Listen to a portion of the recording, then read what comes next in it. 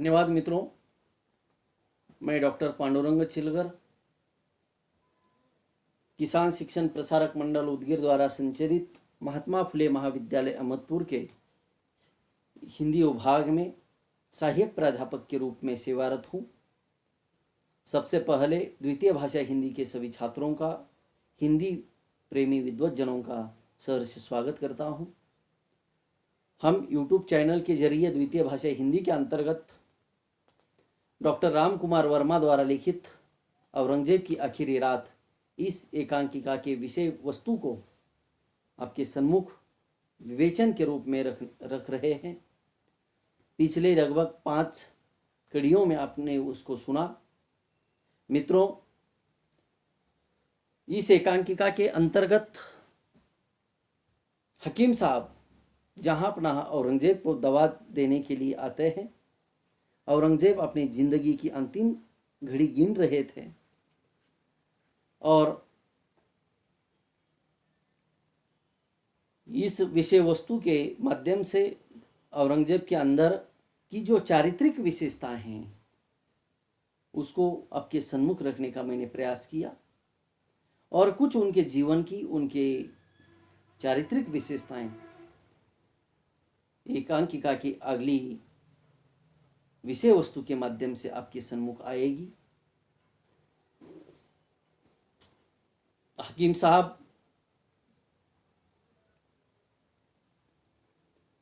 वह प्याले में दवा बनाकर देते हैं आलमगीर को और कहते हैं सुबह की अनाज होने के बाद ही या पीजिए ताकि आपको चैन आराम मिलेगा, क्योंकि आप इस समय आप इस दवा को पियोगे तो आप बेहोश पुनः हो जाओगे। क्योंकि बेहोशी की दवा आलमगीर मांग रहे थे।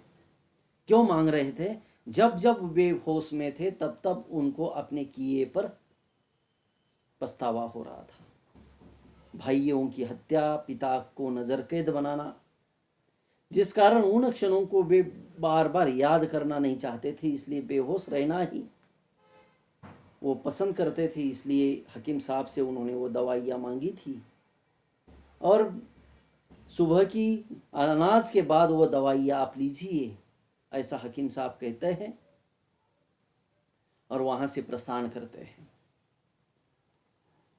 अनाज अजान के बाद ही दवा लेना, इसका मतलब औरंगजेब एक प्रकार का धार्मिक वृत्ति का व्यक्ति था और अजान के वक्त में अजान के वक्त में वे बेहोश होना नहीं चाहते थे। इसलिए हकीम साहब की वो बात मानते हैं और उस दवा का वो प्याला अपनी बेटी जिन्नत को सौंपते हैं। हकीम साहब वहां से चले जाते हैं। आलमगीर कहते हैं, हकीम साहब कहते हैं कि हम कुछ न सोचें, कोई गुफ्तगू न करे, सुबह होते ही तबीयत अच्छी मालूम होगी, लेकिन हम जानते हैं कि हमारी तबीयत अच्छी नहीं होगी। हमने अपनी कश्ती समंदर में छोड़ दी है, अब साहिल दूर होता जा रहा है। क्योंकि मृत्यु साफ साफ दिखाई दे रही है औरंगजेब को।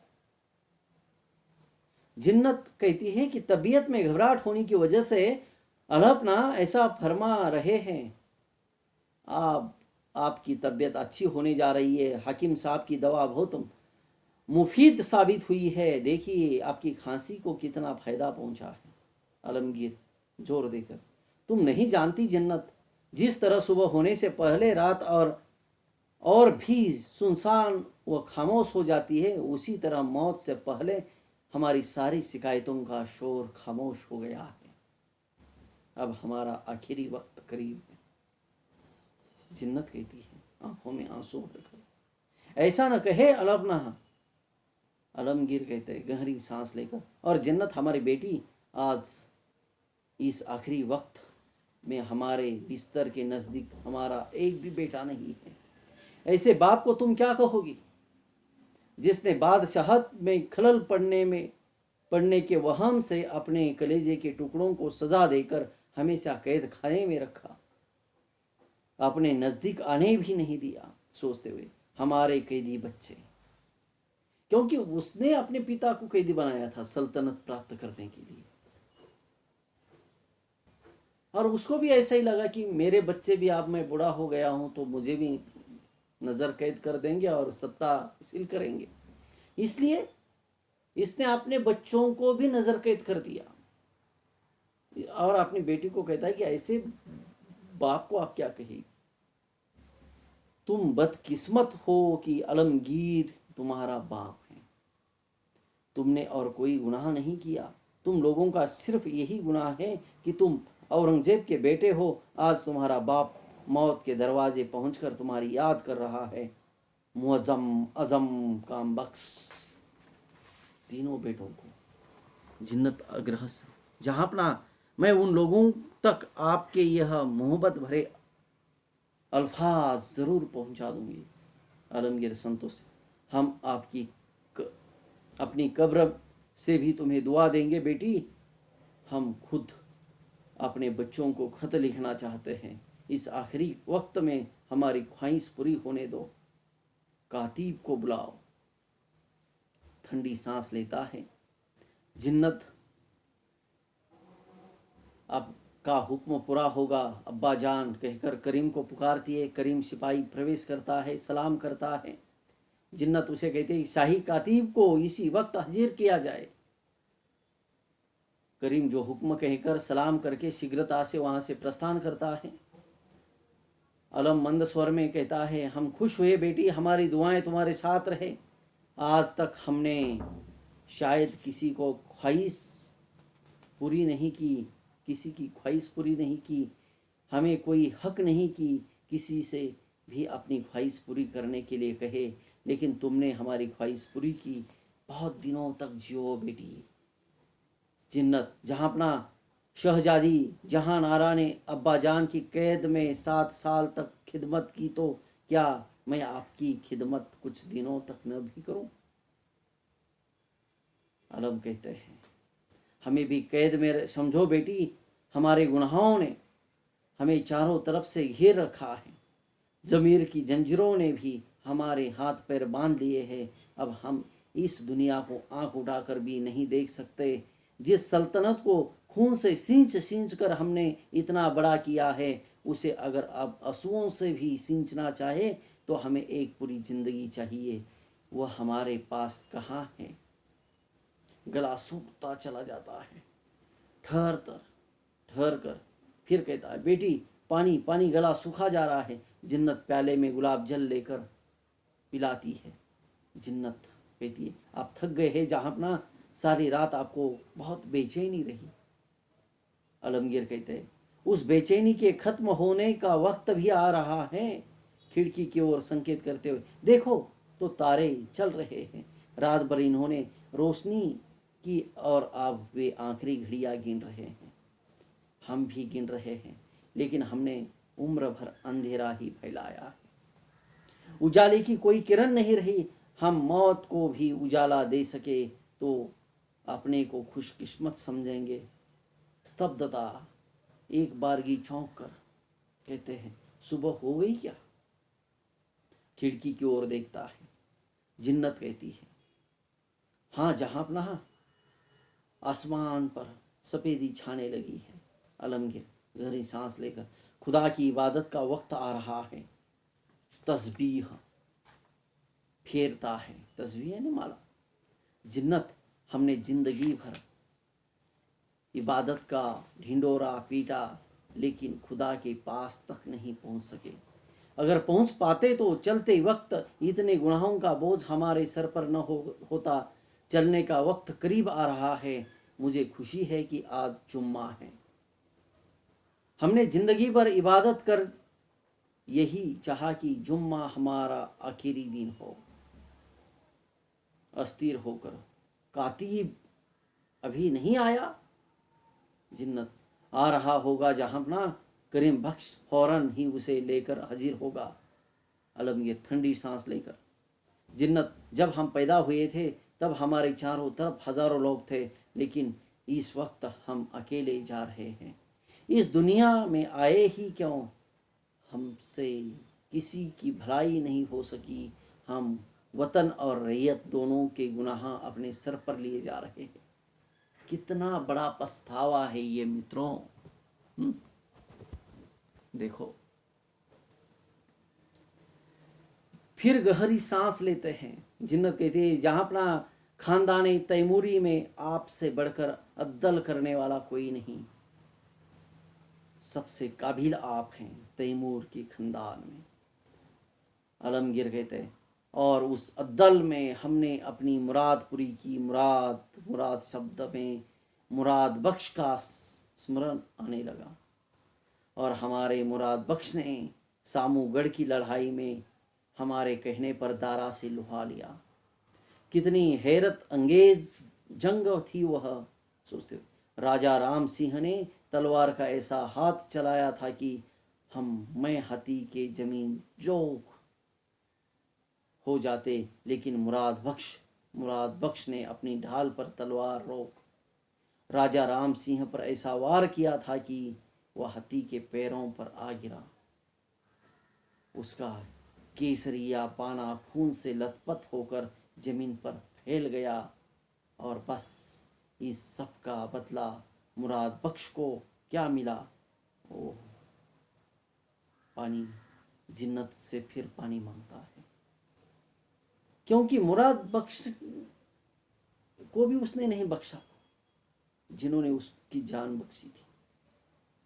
आलमगीर से जिन्नत पानी देती है और कहती है, हुजूर आली, आपसे दस्त बस्ता अर्ज है कि आप कुछ न फरमाइए। ऐसी बातें करके आप अपने हालात और खराब कर लेते हैं। आलमगीर कहते हैं उतावले होकर, इस वक्त हमें मत रोको जिन्नत उन्नीसा, हमें मत रोको उन्नीसा बेगम। हम कहेंगे, जरूर कहेंगे, बुझने से पहले सेमा की लौ भड़क उठती है। हमारी याददाश्त भी ताजी हो रही है, एक एक तस्वीर आंखों के सामने आ रही है। हम हाथी पर बैठकर सैरगाह जा रहे हैं। आगे पीछे हिंदुओं का बेशुमारा जमाजा है। वे चीख चीख कर कह रहे हैं कि अल्लाह अपना जिजिया माफ कर दीजिए, जिजिया कर। लेकिन हम माफ कैसे कर सकते हैं?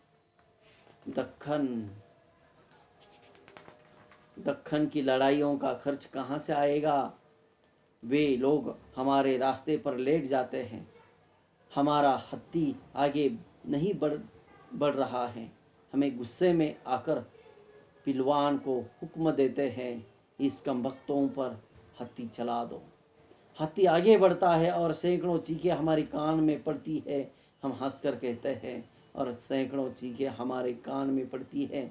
हम हंसकर कहते हैं, काफिरों, तुम्हारी यही सजा है, जजिया माफ नहीं हो सकता। तो मित्रों देखिए, ये जो आलमगीर हैं,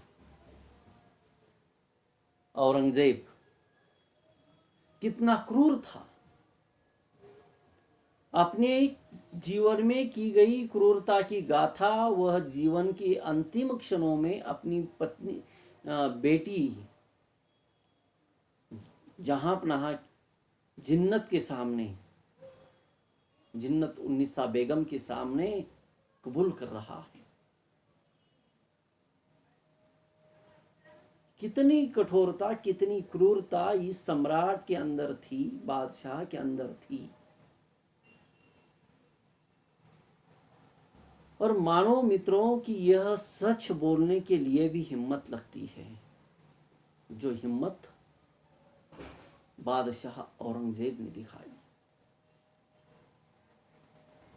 वो कितना बड़ा गुनहगार था, अपने गुनाहों को वह याद करता है और बयान करता है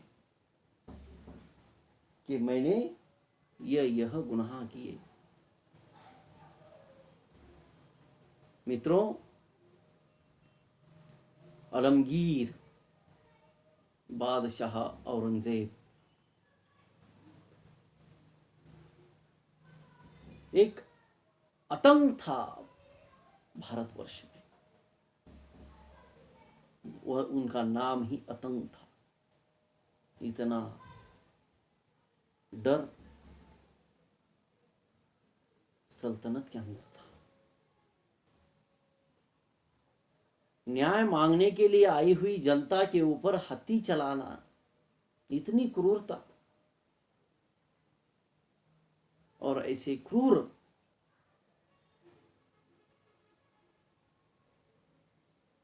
सम्राट का अंत जब हो रहा था तो उसके अगल बगल में उसके खुद के बच्चे भी नहीं थे। अपने बच्चों को भी उसने कटघरे में बंद करवा दिया। क्यों? क्योंकि उसने उसके बाप के साथ यही किया था।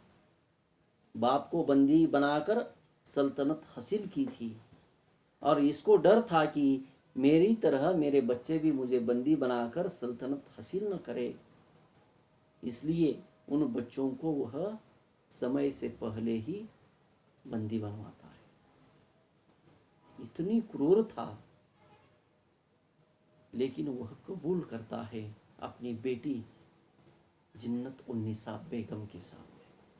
तो मित्रों, इस एकांकिका की अंतिम जो विषय वस्तु है हम अगली कड़ी में देखेंगे,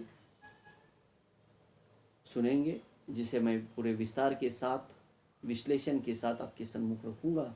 धन्यवाद।